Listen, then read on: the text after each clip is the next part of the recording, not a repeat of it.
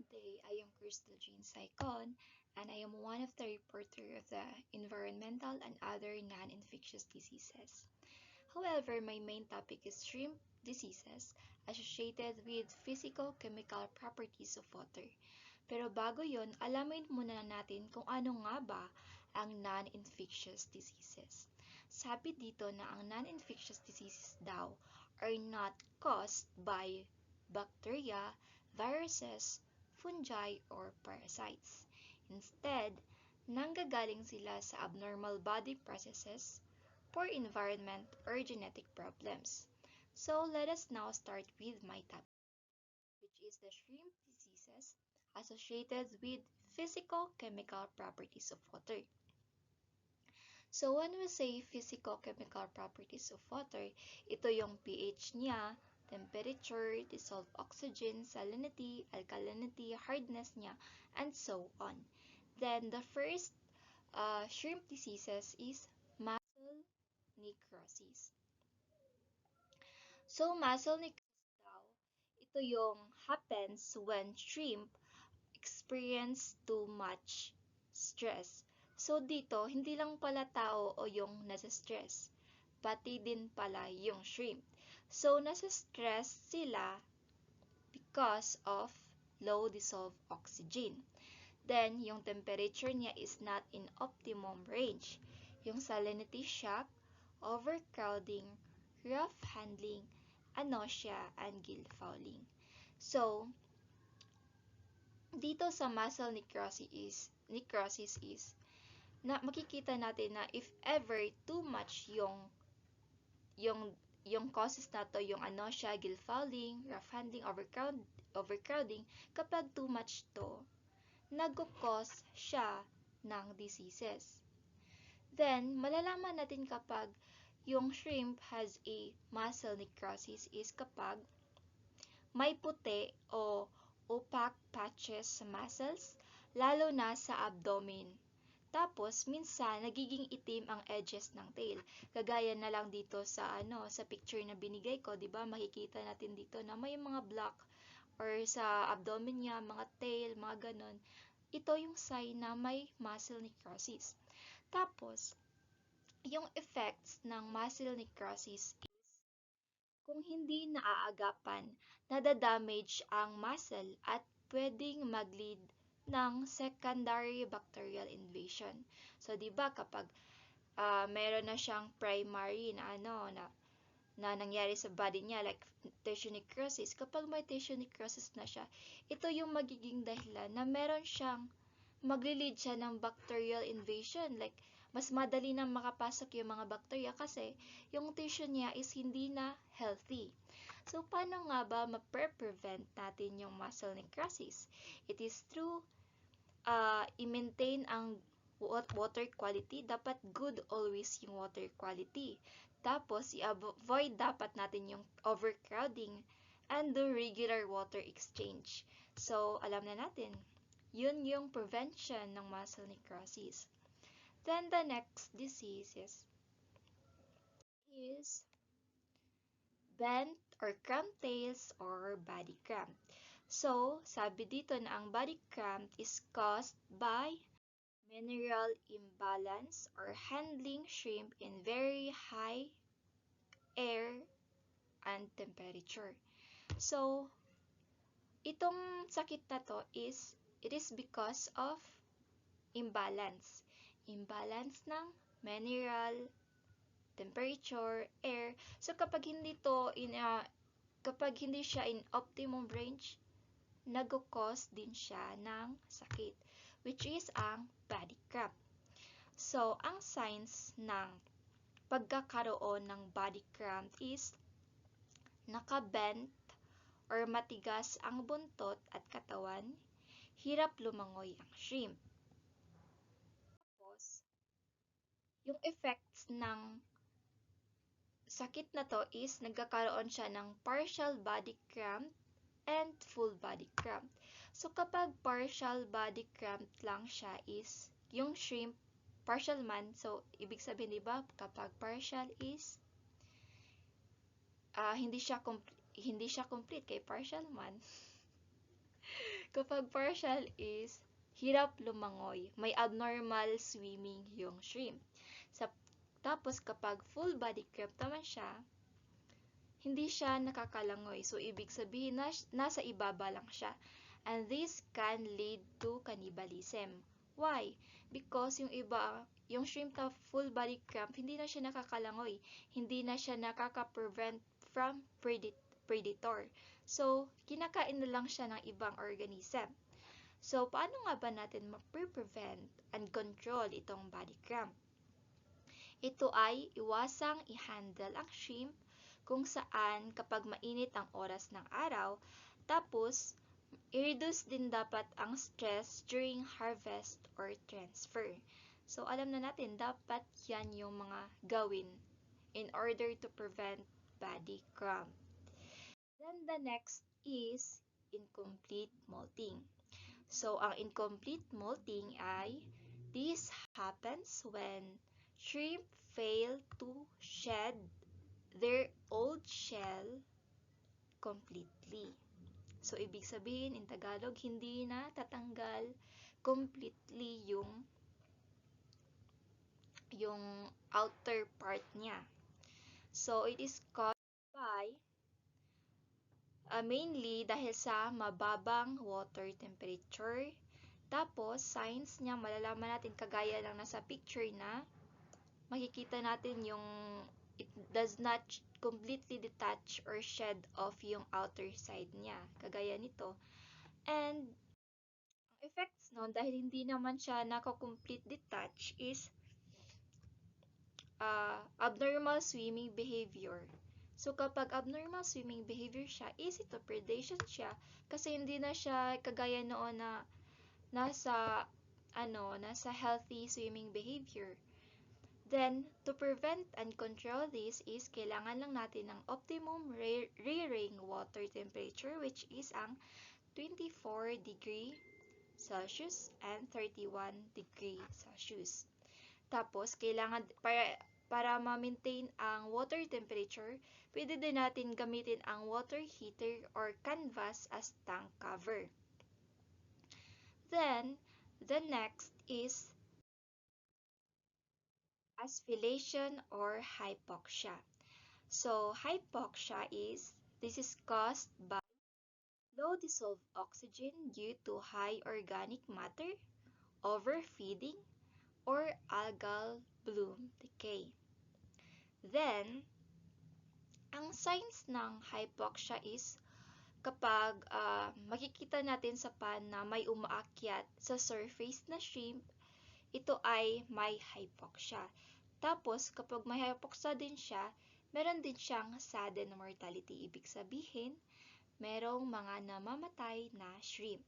So, to prevent, ang effects nito is respiratory distress, the impairment of shrimp's metabolism resulting in growth retardation. Then, to prevent this is kailangan lang natin yung i-decrease yung stocking density kasi kapag overcrowding, nag-cause din siya ng hypoxia.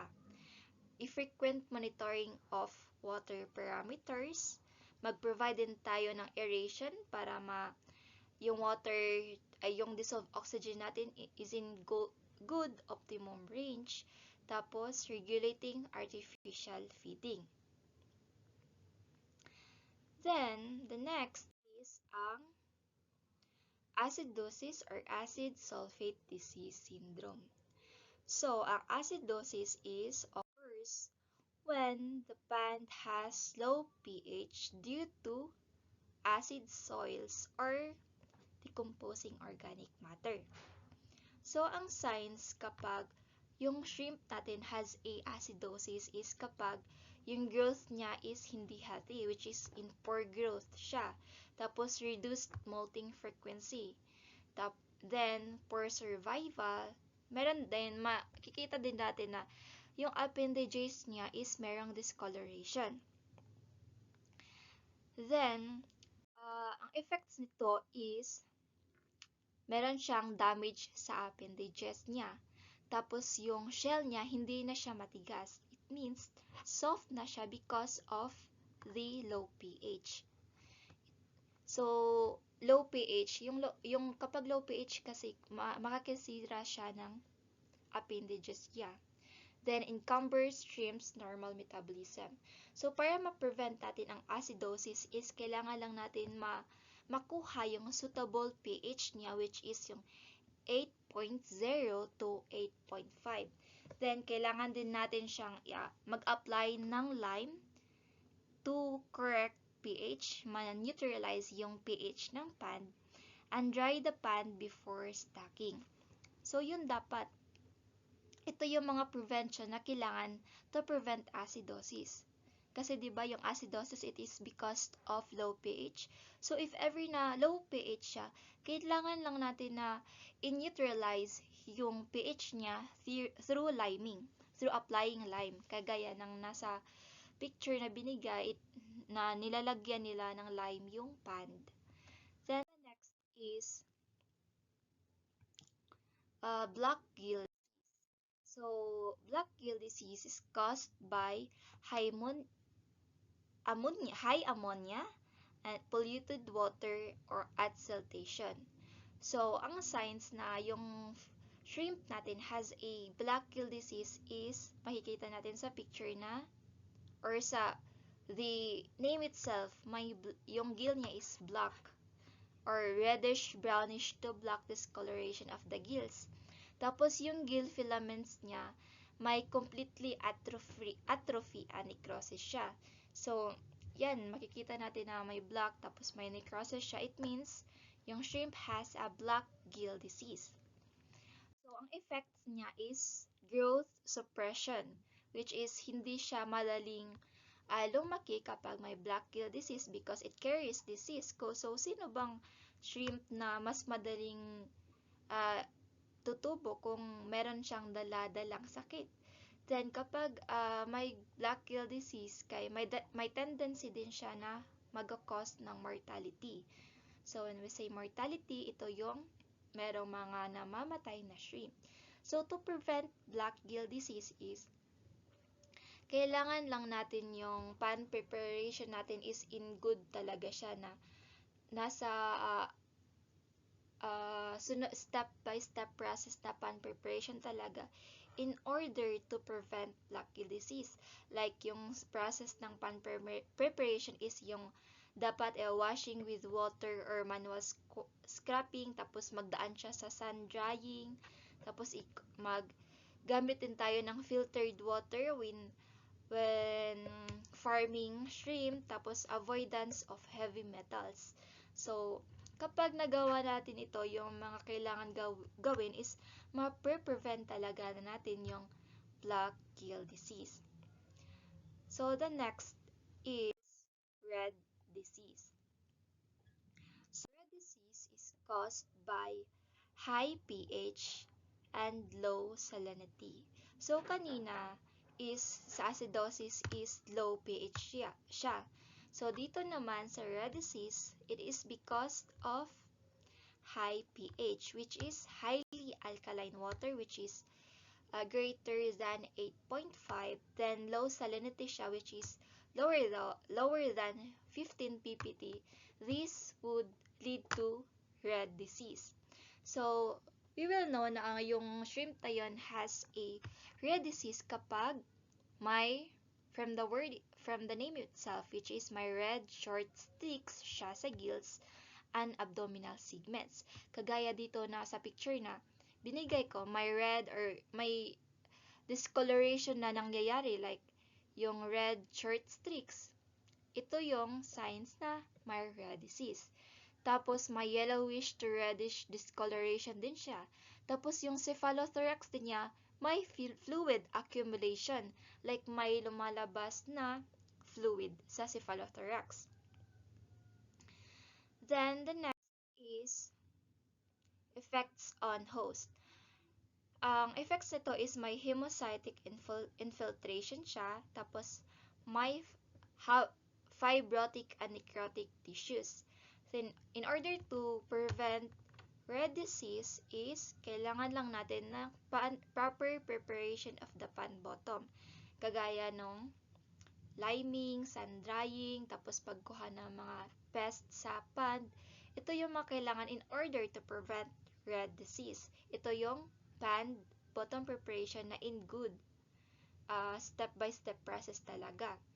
Then, next is ang chronic soft shell syndrome.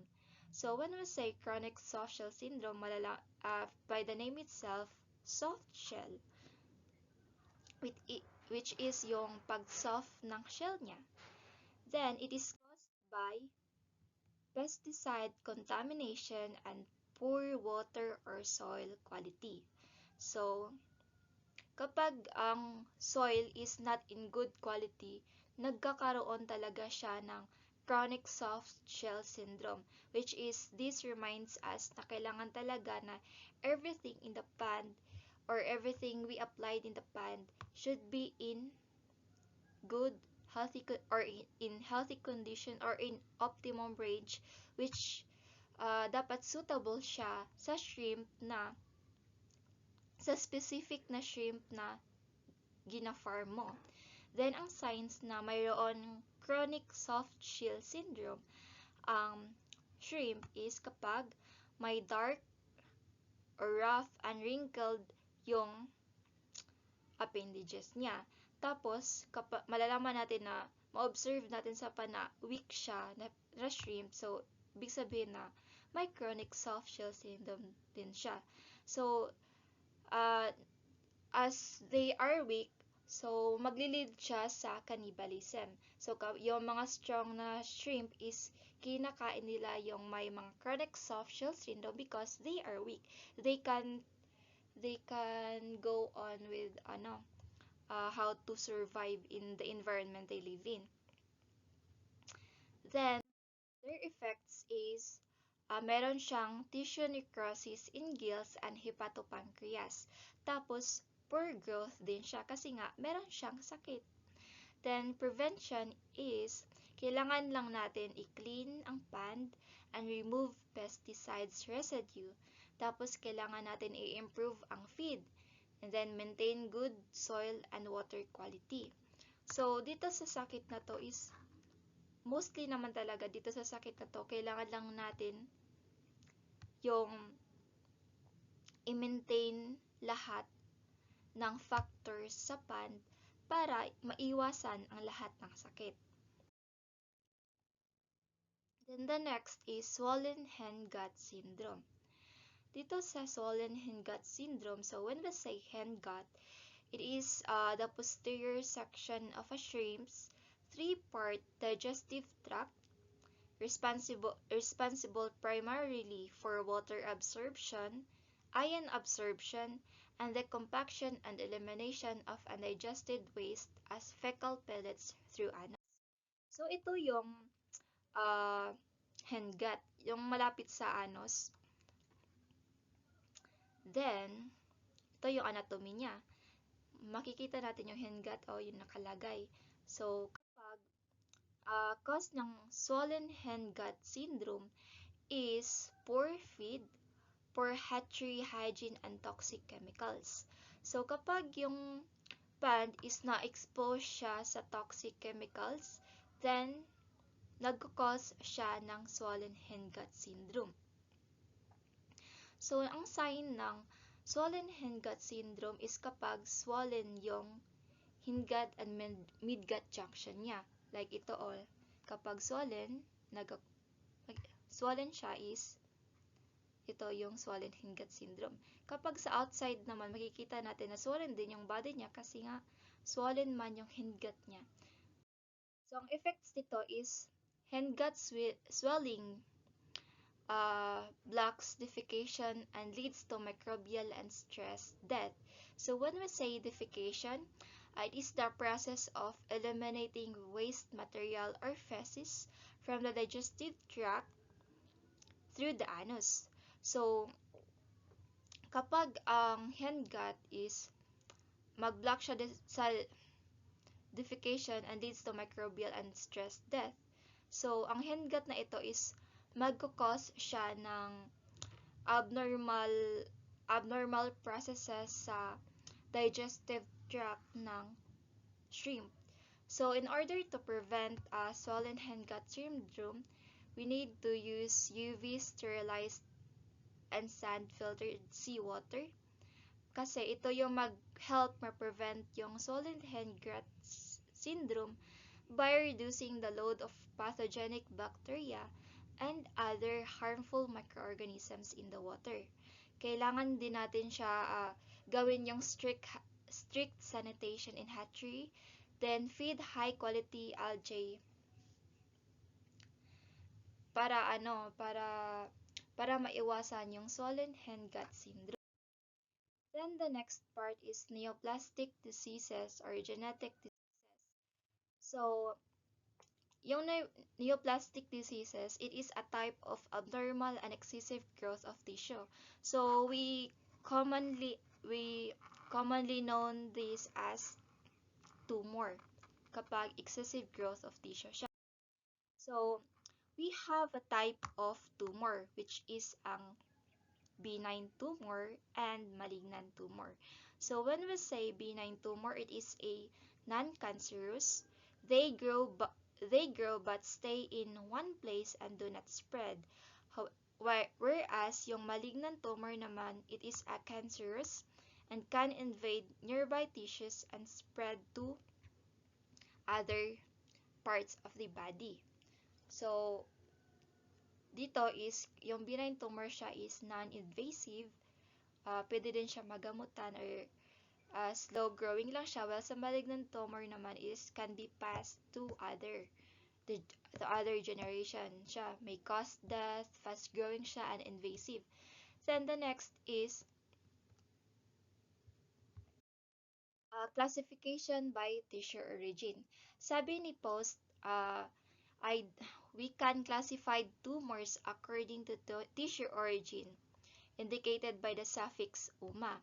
So, like for example, like in benign tumor, if it is derived from a single layered cells of the skin or granular epithelial tissues, we will term this as epitheliomas. So, if it is came from fibrous tissues naman, we will call it fibromas. If it lipomas naman, then chondromas, osteomas, ganglioneuromas, neuroblastomas, or sympathicoblastomas. So, we will call it according to their origin. Then sa maligna naman, kay carcinoma, fibrosarcoma, liposarcomas, chondrosarcomas, osteosarcomas, ganglioneuromas, neuroblastomas, and sympathicoblastomas. Pero nakadepende niyan kung saan nakalagay o saan nanggaling yung tumor na yon. Pag sa fibrous tissues, it is a fibrosarcoma siya. Mga ganon. Then, causes of neoplastic diseases is caused by 6 factors like age, heredity, immunologic factors, presence of carcinogens, trauma, and oncogenic viruses. So, ang age, nag-cause siya ng cancer because cancer frequency increases rapidly with age, which means kapag tumatanda, yung shrimp is mas prone siya sa tumor.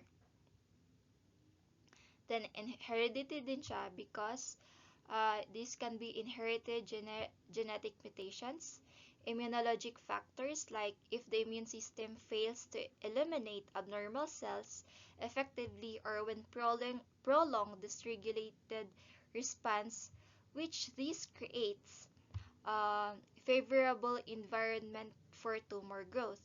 Tapos yung presence of carcinogens din yan, nagkakause siya ng neoplastic diseases because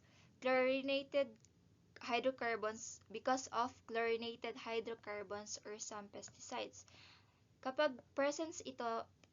yung pan is my presence of chlorinated hydrocarbons is nagkakause siya ng neoplastic diseases. Then, trauma. Trauma will weakens immune system of shrimp. Then oncogenic viruses, like certain viruses that can trigger tumor formation.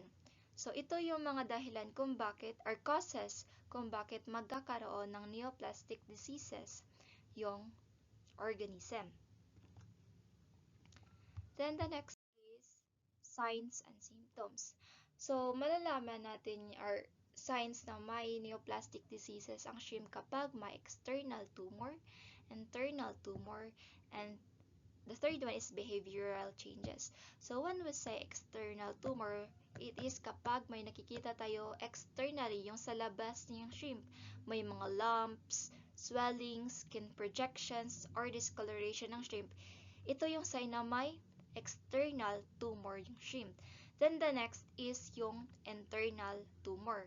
So yung internal tumor may cause dropsy, pale gills, abnormal swelling, or organ dysfunction.